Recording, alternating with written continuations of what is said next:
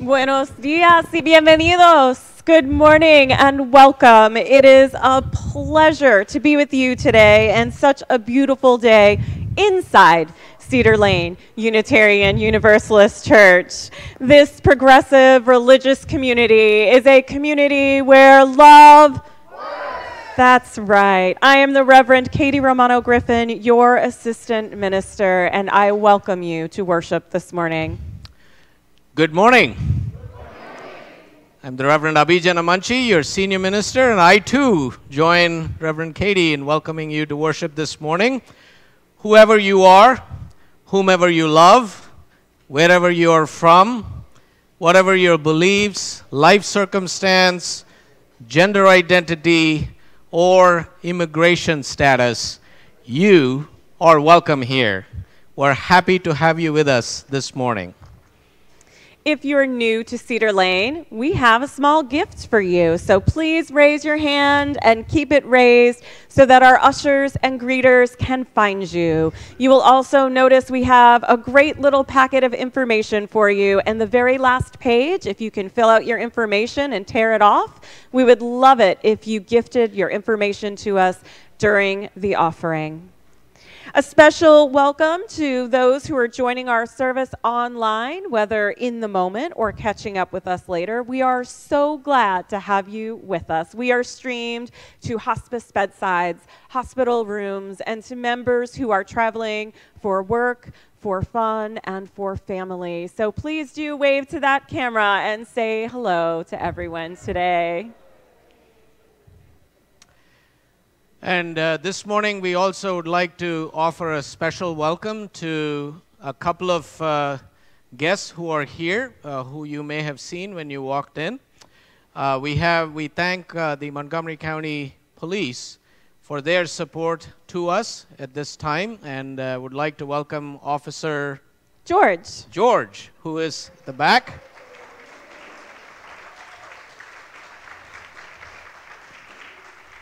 I hope you had a chance to taste some of those cookies today, Officer George. If you haven't, we will make sure you do. And also our friends from our local NBC affiliate are here from Channel 4. So we welcome them as well to join us in worship this morning. Welcome.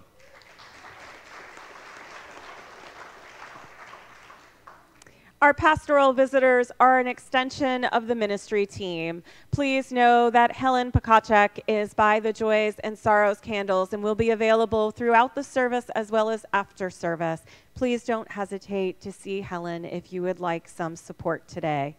I'd also like to draw your attention to the announcements page in our order of celebration. This is a vital and engaged community. And there are so many opportunities that you can get more deeply engaged with your faith throughout the week. So please do see what's coming up this week and later this month.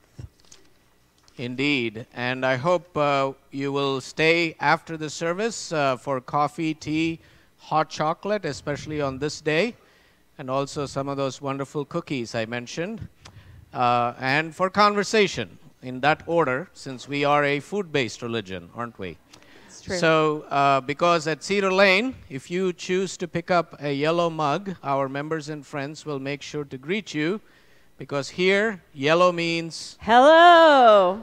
Indeed. We are well-trained today, aren't we? That's right. All right. So, today is also our Share the Plate Sunday, so I would like to welcome Kathleen Reedy to share more about our Share the Plate recipient. I will repeat that we at Cedar Lane believe that love works.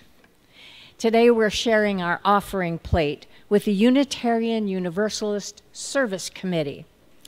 UUSC's work began in 1939 when Unitarian minister Reverend Waitstill Sharp and his wife, who was a counselor, Martha, took an extraordinary risk, helping Jewish refugees escape Nazi persecution in Europe. Today, UUSC puts our UU values into action, whether it's energizing our local community to engage in social change or partnering with grassroots movements for justice across the globe. Here's what your gift will help impact. Here in the United States, UUSC is working to ensure immigrants, refugees, and asylum seekers targeted by the Trump administration receive the compassion they deserve and the assistance they need, particularly the tragedies that happened this past week. In Mexico, the UUSC helps provide legal and humanitarian assistance to the exodus of Hondurans desperately fleeing unspeakable violence at home. In Burma, UUSC is working to hold the Burmese government accountable for acts of genocide committed against the Rohingya people. In Alaska and on Pacific Islands, UUSC is centering the voices of the indigenous peoples demanding justice as their homes and their way of life are being destroyed by a rapidly warming planet. The work of Unitarian Universalist Service Committee has never been more important. As we share the plate today, please join in this effort. The stakes have never been higher. The need for you and your support has never been greater. So thank you for your generous support. Thank you, Kathleen.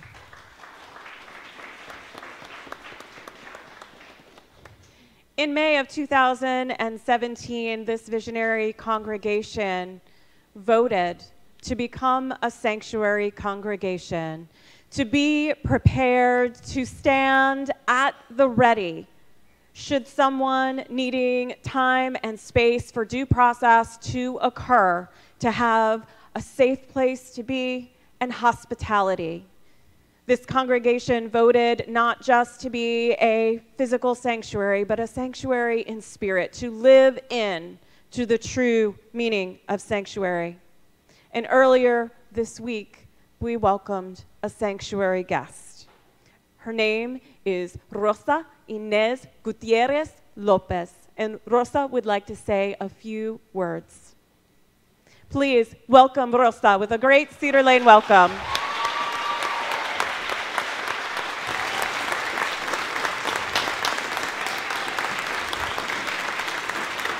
So glad you're here. Welcome, Rosa. Thank you.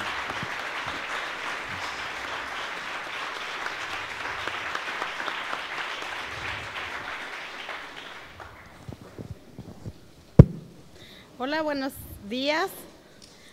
Mi nombre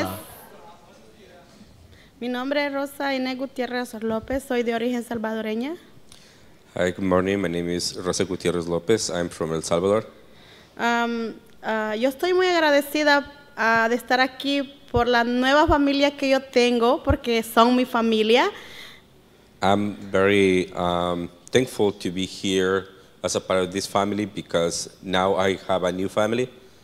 Gracias por la ayuda que me están brindando. Estoy muy infinitamente agradecida. Thank you so much for all the support you're giving me. I'm very thankful. Por darme la hospitalidad de tenerme aquí y ayudarme en esta situación que yo me encuentro ahorita. For your hospitality and for helping me go through the situation that I'm facing right now. Muchísimas gracias. Thank you so much.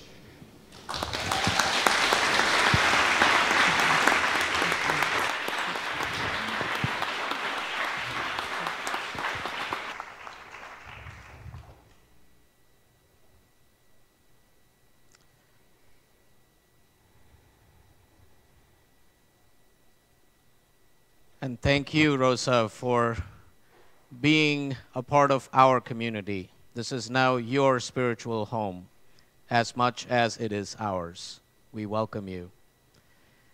Let us center ourselves now, inviting our mind, body, and spirit into this space, this sanctuary, made sacred by our presence and the presence of the holy, in which we live, move, breathe, and have our being.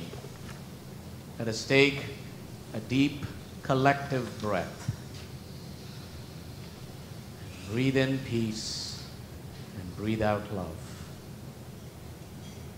Come, let us worship together.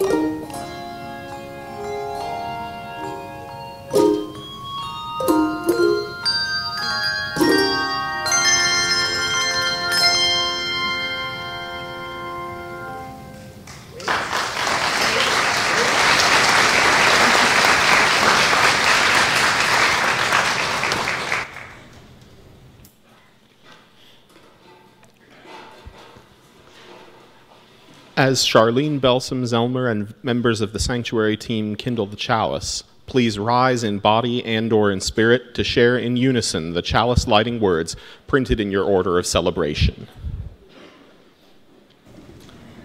We kindle the chalice, symbol of our faith, to celebrate the festival of lights, the triumph of freedom, and the birth of new hope. May we be embraced by the strength, power, and mystery of this sacred space as we move through the seasons of celebration with a new vision of hope for peace on earth. And please remain risen to sing hymn number 243, Jesus Our Brother, in the gray hymnal.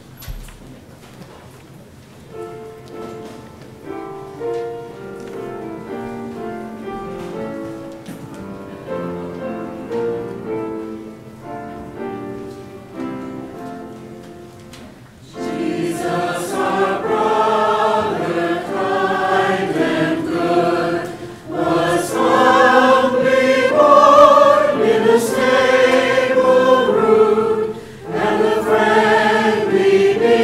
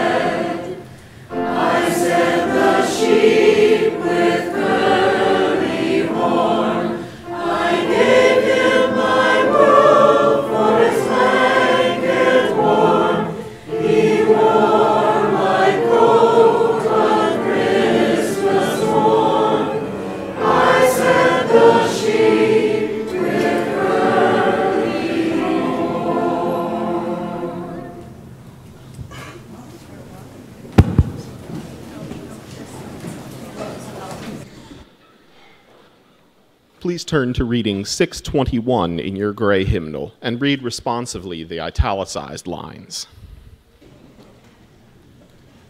They told me that when Jesus was born, a star appeared in the heavens above the place where the young child lay.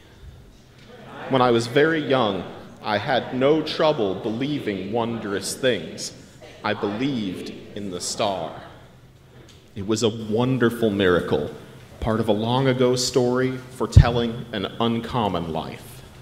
They told me a supernova appeared in the heavens in its dying burst of fire. When I was older and believed in science and reason, I believed the story of the star explained. But I found I was unwilling to give up the star, fitting symbol for the birth of one whose uncommon life has been long remembered. The star explained became the star understood for Jesus, for Buddha, for Zarathustra. Why not the star? Some bright star shines somewhere in the heavens each time a child is born. Who knows what it may foretell? Who knows what uncommon life may yet again unfold if new blood give it a chance?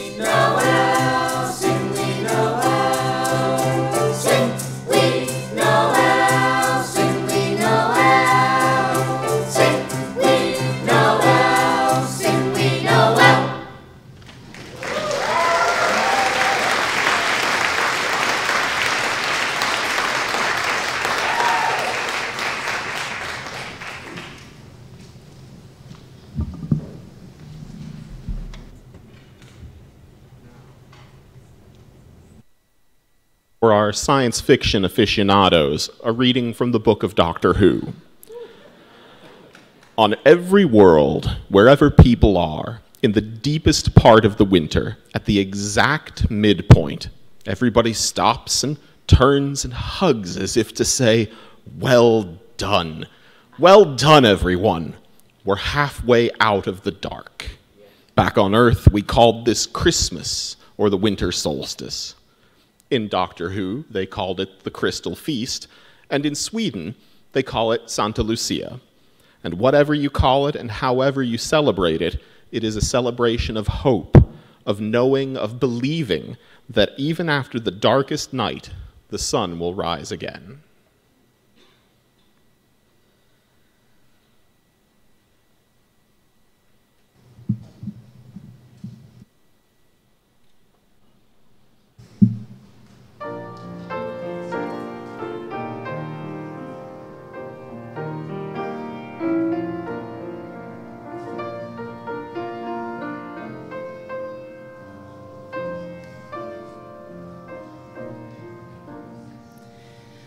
Forgotten by the sun, all earth wears winter's gloom. Darkness surrounds us all, shadows fill every room. Come she with candle bright, who is this child of light? Santa Lucia, Santa Lucia. Night fills the sky and earth, fills us with wanderings. Then from each quiet room come sounds of rustling wings. See in our doorway there, white clad with lights in hair, Santa Lucia, Santa Lucia.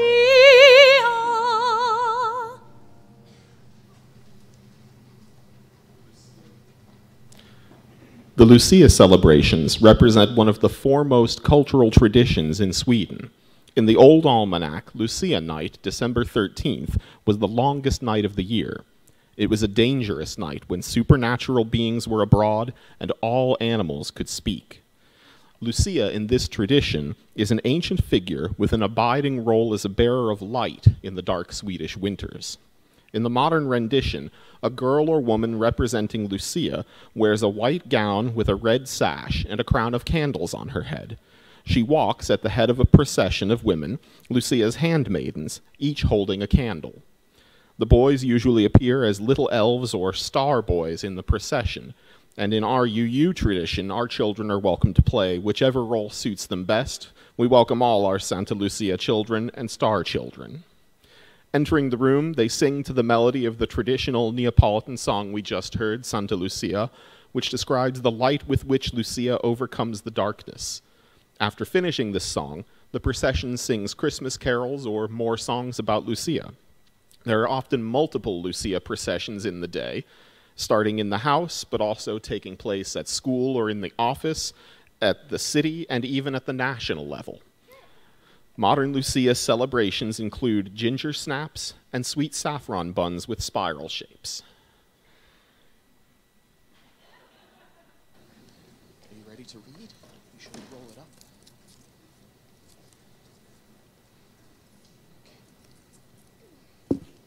Imagine you wake up for school.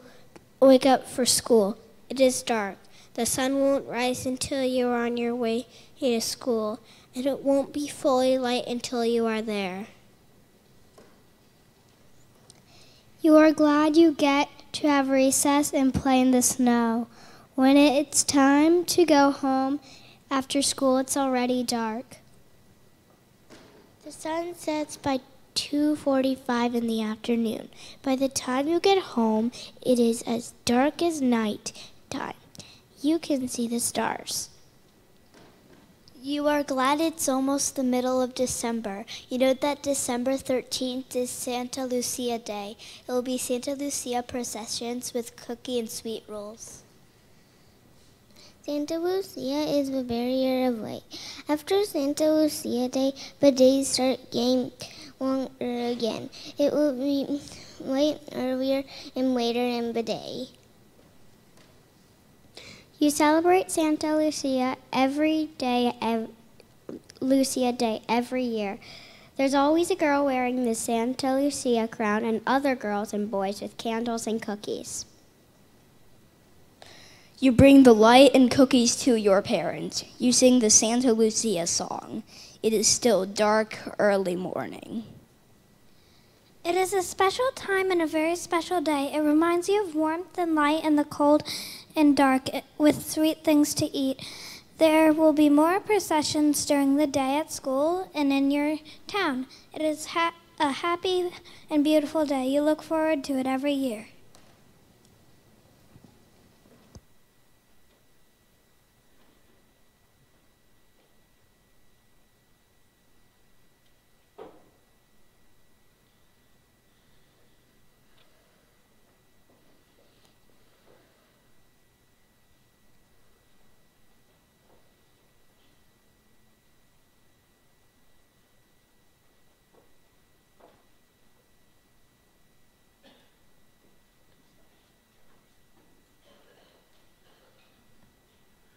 Can we give one more thank you to our Santa Lucia children and star children?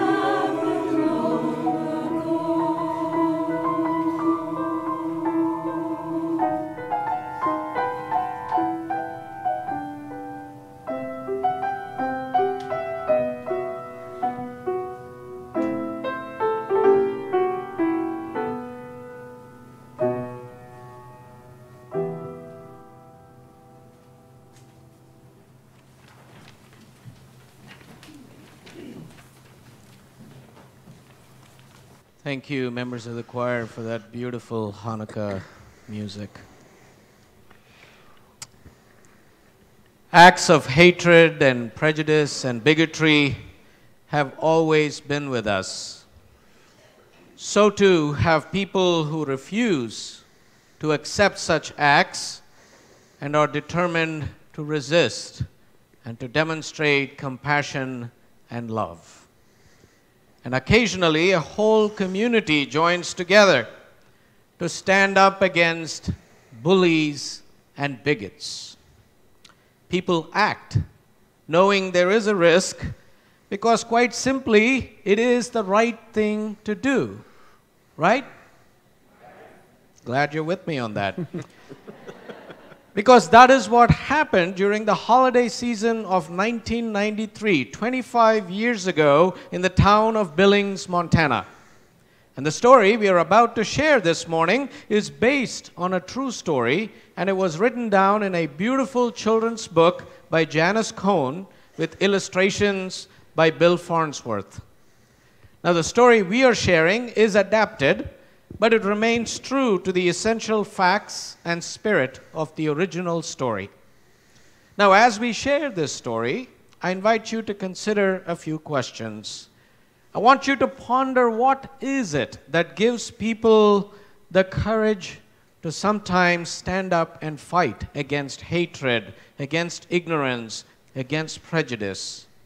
And what is it that gives people the wisdom and strength to understand just how important it is to stand up for what one believes?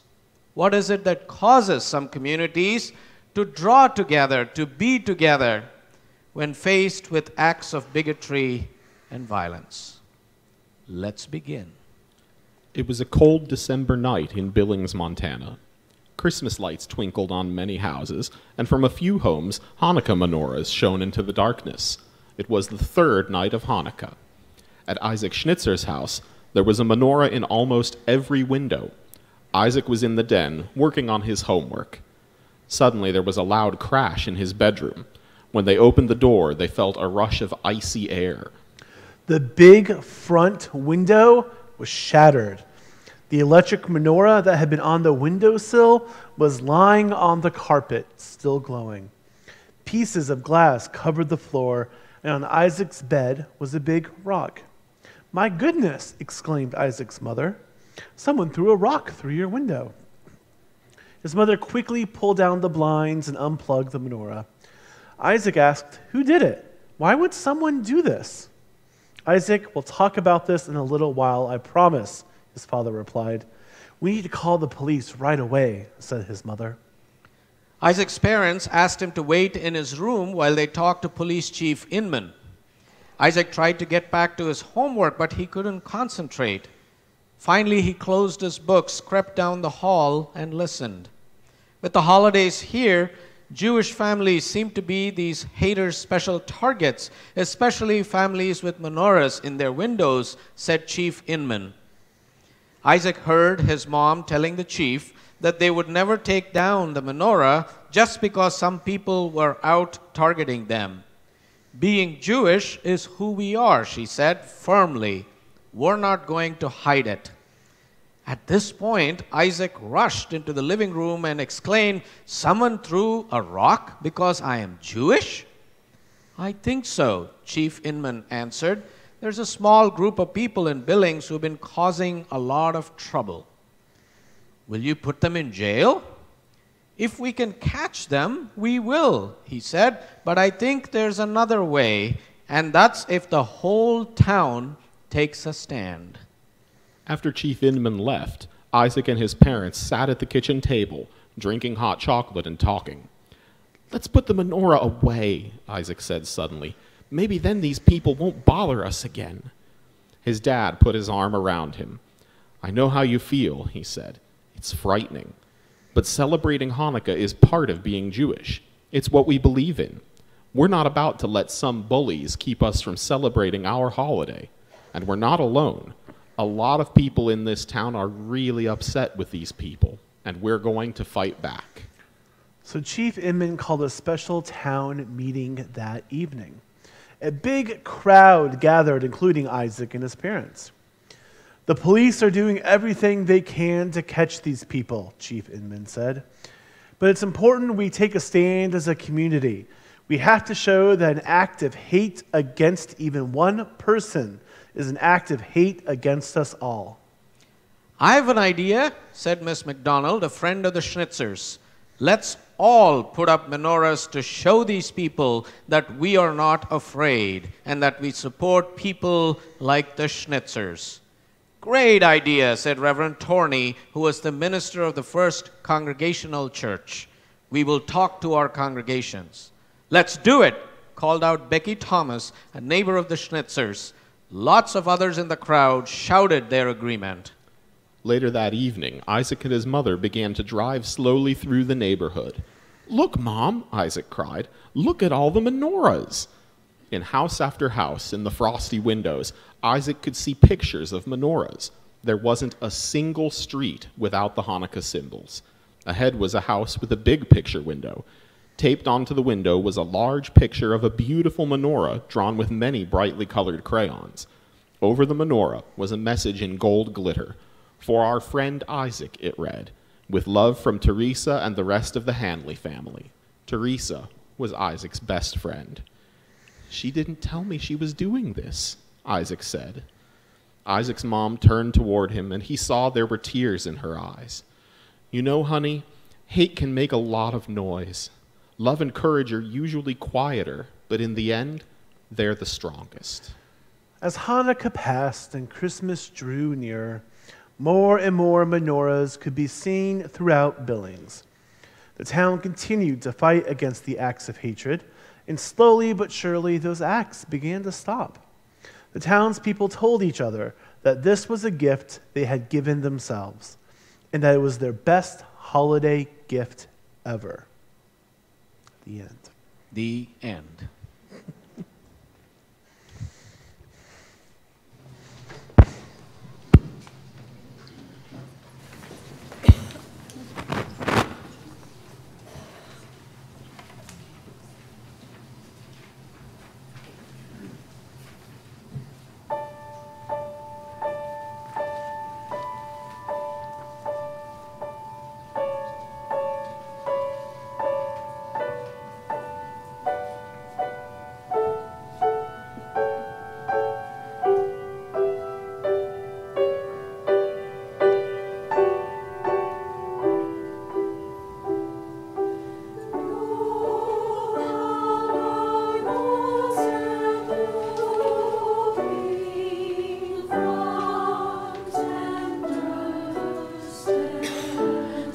say love, it is a river that drowns the tender reed.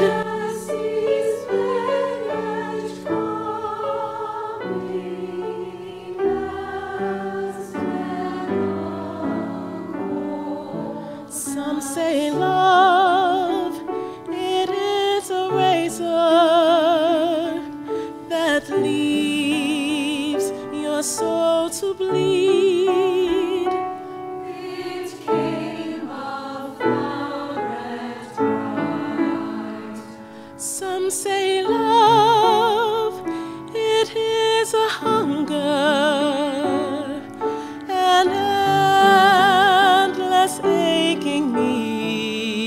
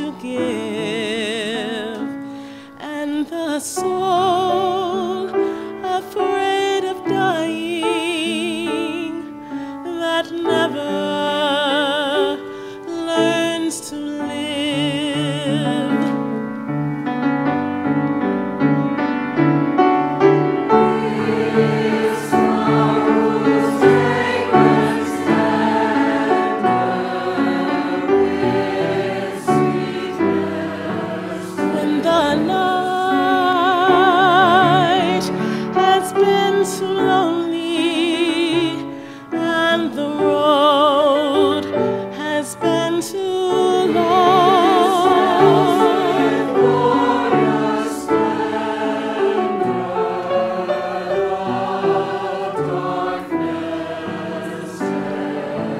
And you think that love is only for the lucky and the strong.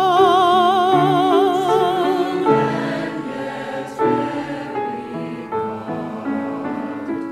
Just remember in the winter, far beneath the bitter snows,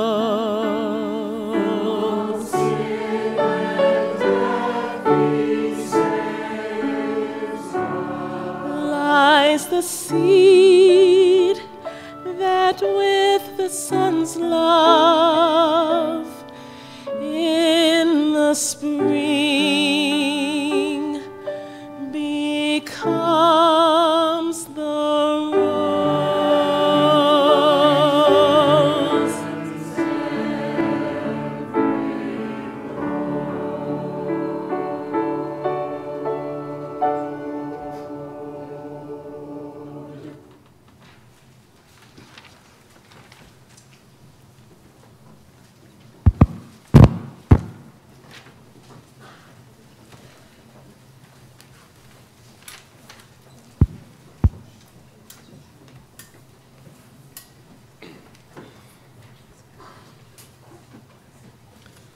Rosa, Prince, Nelson, Claribel, Cecilia, Yaslin are only examples of what this administration is doing to our communities, to our families.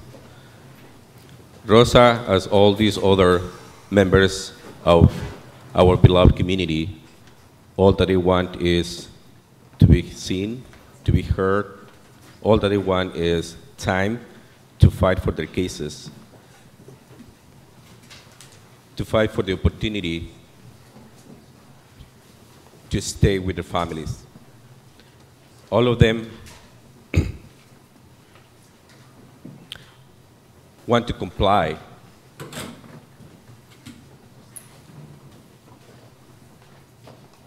And all of them have been targeted by this administration. Some of them are wearing ankle monitors. Some of them had to show up every often to her check-ins and had to be at home one day per week, the entire day, because an ICE agent shows up to their homes to check on them. All this disrupt their life and impact their life and how they are taking care of their kids. I'm an immigrant myself, and I'm seeing the pain that this is causing into my community. I came here in 2005. I'm from Oaxaca, Mexico.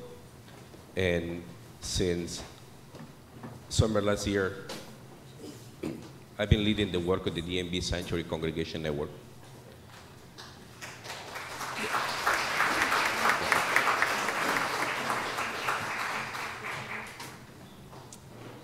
At the DMV Sanctuary Congregation Network, we believe that every individual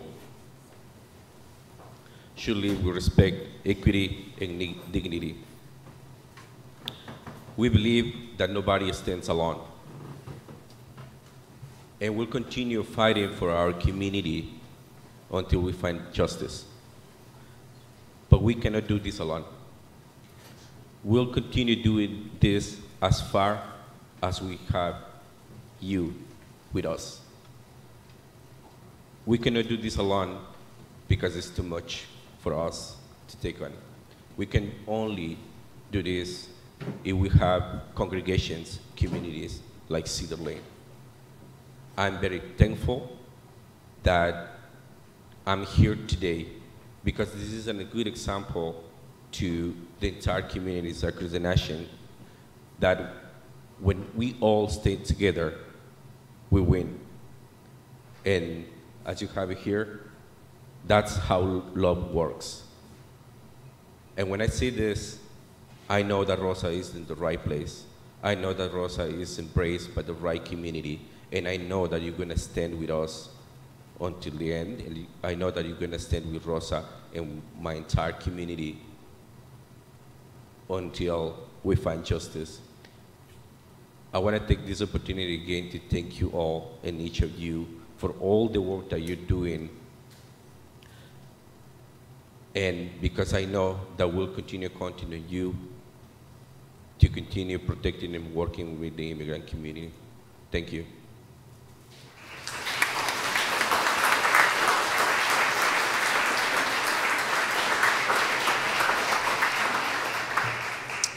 Love, prepare me to be a sanctuary, pure and holy, tried and true. With thanksgiving, I'll be a living sanctuary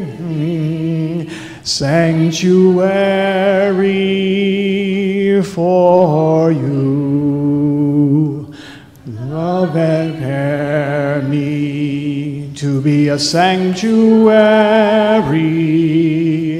pure and holy, tried and true. With thanksgiving, I'll be a living sanctuary for you.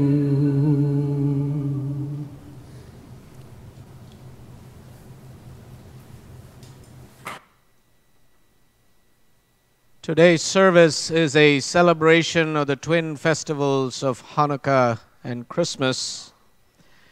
And they both share a spiritual message that hope is still a possibility in a world of despair, oppression, and fear. And they also share the message of sanctuary. Hanukkah is about reclaiming sanctuary, sacred space that was taken over by the imperial power of the Syrian rulers, by a small band of rebels, the Maccabees, in order for the sacred sanctuary to be a place of worship and refuge and community. And Christmas is, after all, the story of being a sanctuary for a refugee family seeking shelter and being turned away, saying that there was no room in the inn, but finally finding space in this lowly manger. So the miracle of Hanukkah, on the one hand, is that so many people were able to resist the overwhelming reality imposed by the imperialists and to stay loyal to a vision of a world based on generosity, love of stranger, and loyalty to an invisible God who promised that life could be based on justice and peace, and making it a reality. And the Christmas story, the birth of a newborn, always a symbol of hope, was transformed into the birth of the Messiah who would come to challenge existing systems of economic and political oppression and bring a new era of peace, justice, and love. And symbolizing that in the baby Jesus was a beautiful way to celebrate and reaffirm resilient hope in the social oppression that had been imposed by the Roman Empire. Empire. There seems to be a thread here. Empire. We're still dealing with empire. The story of a refugee couple who are looking for a place to give birth but finding that there is no room except in a manger is a strong image. Why the manger, you wonder? Well, I believe the manger challenges the notion that the powerful and the wealthy deserve their privilege and that we should all strive to be like them. It also defeats the notion that the poor, the homeless, and the refugees, the asylees don't matter. The first or last, the last or first. As my colleague, the Reverend Casey Caseman, observed at the press conference, this is a celebration of the God of downward mobility. The ones considered the least among us are the most able to bring God's unconditional love, compassion, and healing into the world. So this image of poor refugee parents and a humbly born baby surrounded by shepherds and visitors from other religions and races and cultures is meant to jolt us. The manger shows us a world far different than our own, one that we are being summoned to create, co-create with unconditional love. It asks of us to create and be a living sanctuary. Now in that story, the Christmas menorahs, Mrs. Schnitzer declares being Jewish is who we are. We're not going to hide it. Being a public sanctuary congregation, we are saying being Unitarian Universalist is who we are. We are not going to hide it under a bushel. No.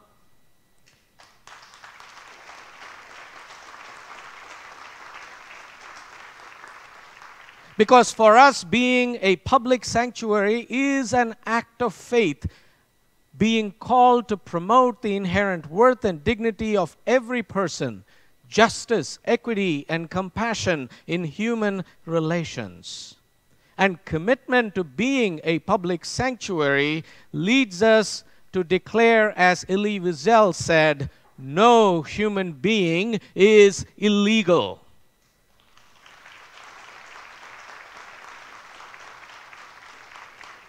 Now, let me clarify that. Because when one refers to an immigrant as an illegal alien, they are using that term as a noun. They are effectively saying that the individual, as opposed to any actions that the individual has taken, is illegal. So the term illegal alien implies that a person's very existence, life, is criminal. And I'm not aware of any other circumstance in our common language where a crime is considered to render the individual as opposed to the individual's actions as being illegal, including what we see happening today. Now, there is the other thing that we like to say, that somehow people like Rosa are a threat to our well-being. Friends, I'll say to you today, Rosa's threat to us is that she's here, working, paying taxes, keeping her home, raising her children, and in every way, every day, showing us the face, complexion, and the complexity of our beautiful 21st century pluralistic and multicultural United States of America.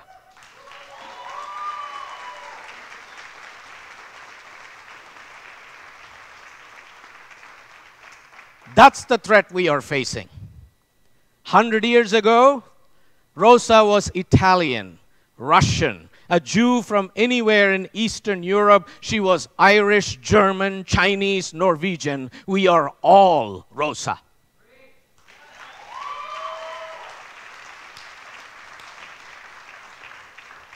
So being a sanctuary for us is about religious identity and religious integrity.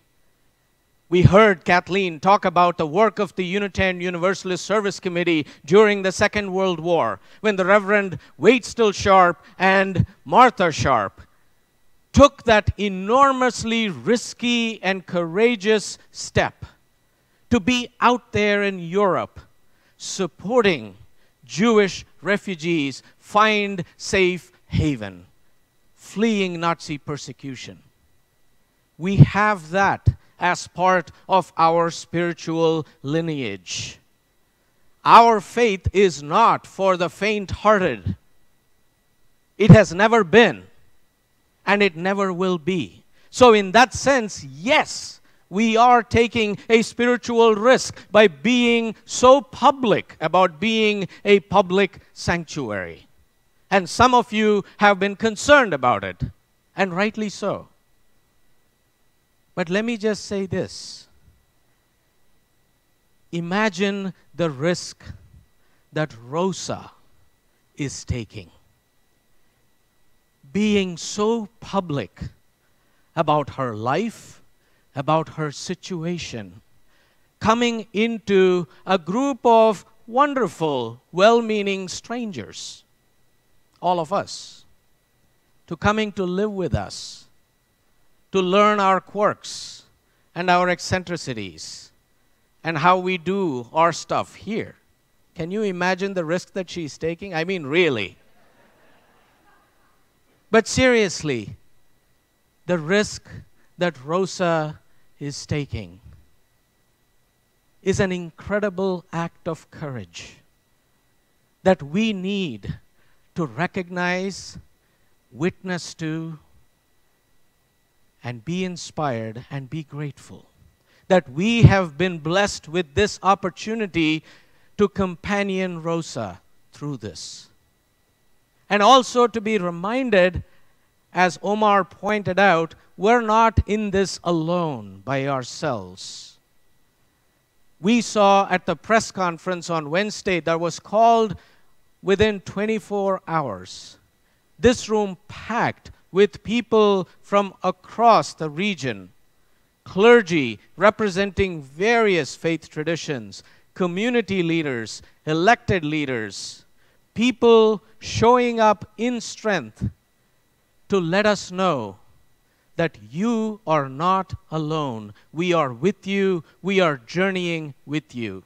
I mean, what a blessing is it to have our county executive and the president of the Montgomery County Council issue public statements of support saying that the Montgomery County Way is about embodying Dr. King's vision of the beloved community, which means we stand behind you and with you to support you in this.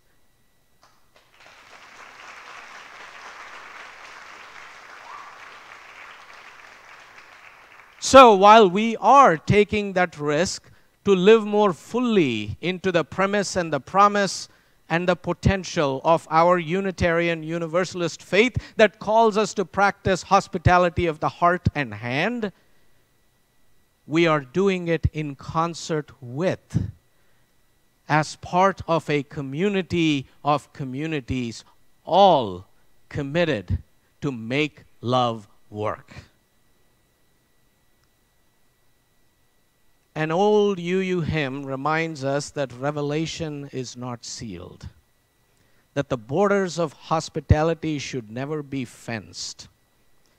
Our congregations have never been gated neighborhoods of protected comfort and certainty, but open fields of spiritual possibility, beckoning to every stranger, immigrant, or citizen, documented or undocumented, saying, "Welcome, come in, enlarge our thinking, expand our perspective, enrich our shared story, our history with your story, your experience, your way of seeing and being a human being, even if and especially if it differs from our established way of doing things."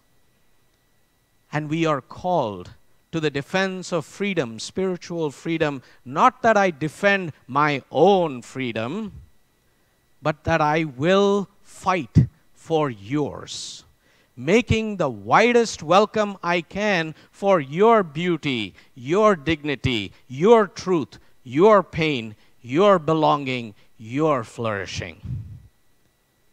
As a sanctuary congregation, we are called not to lead, but to be an ally, to be in solidarity with our immigrant neighbors, friends, and family who fear being profiled, detained, or deported.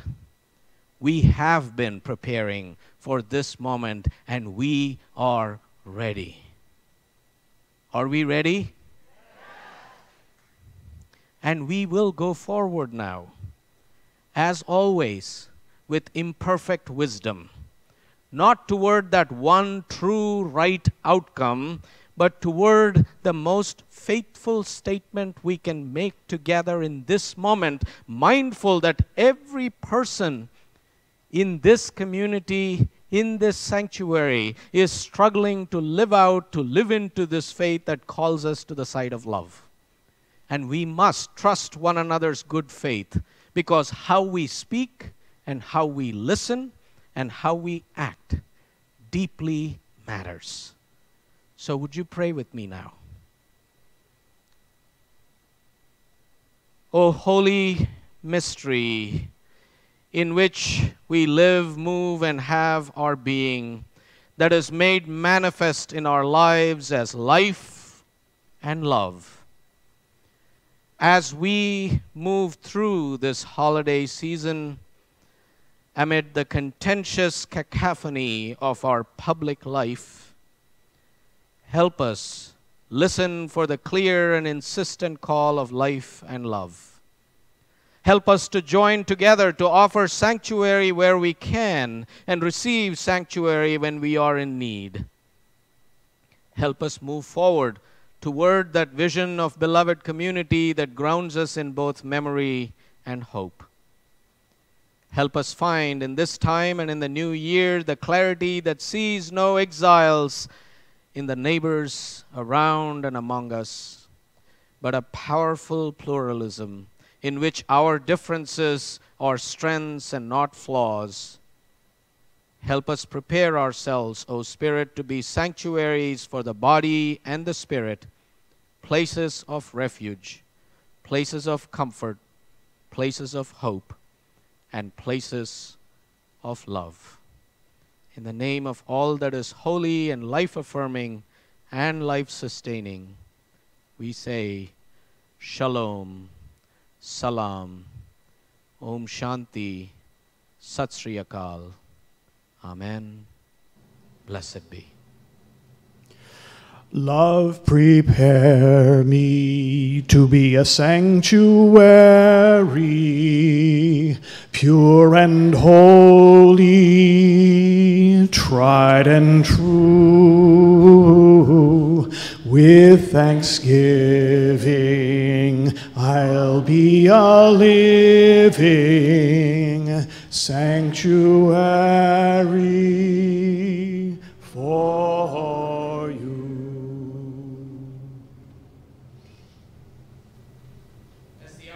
Come forward to give and receive of an offering to sustain the mission and ministry of Cedar Lane Unitarian Universalist Church and the mission of the Unitarian Universalist Service Committee. I invite us to reflect on the deeper meanings of being a living sanctuary and give generously from that place. The offering will now be given and gratefully received.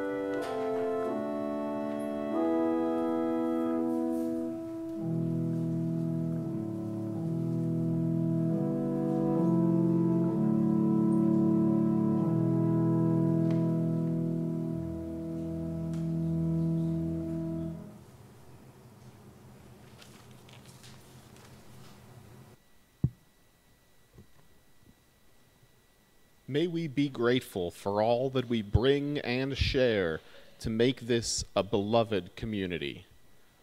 Please rise in body and or in spirit to sing hymn number 1047, Nada te turbe, in your teal hymnal. Spanish, then English, and then Spanish again.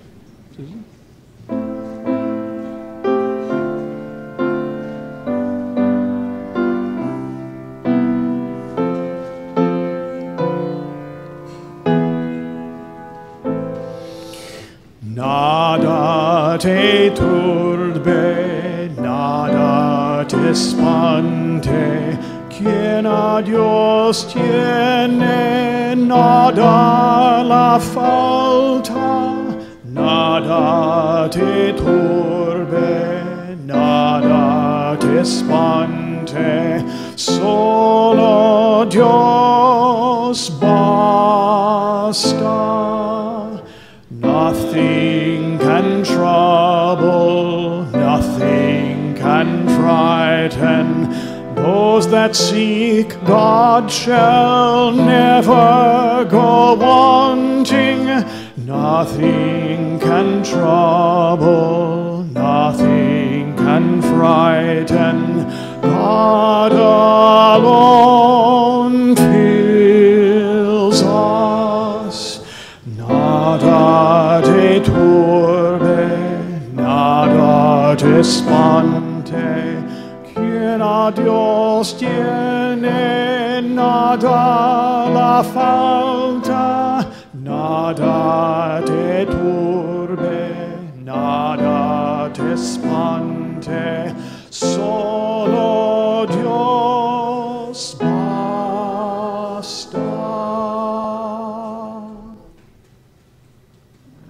I invite us to remain as we are, and as you feel moved, to hold hands with your neighbor or bump elbows. Our closing words come to us from two sources. The first is from Roque Dalton, the poet of El Salvador. I believe the world is beautiful and that my veins don't end in me, but in the unanimous blood of those who struggle for life, love, little things, landscape, and bread, the poetry of everyone. And these from the Reverend David Blanchard. We have been created to be free. We have been created to know joy. We have been created to love. We were not made, and we were not meant to be exiles. So go in peace, go making peace, living gently, loving mightily, and bowing to the mystery.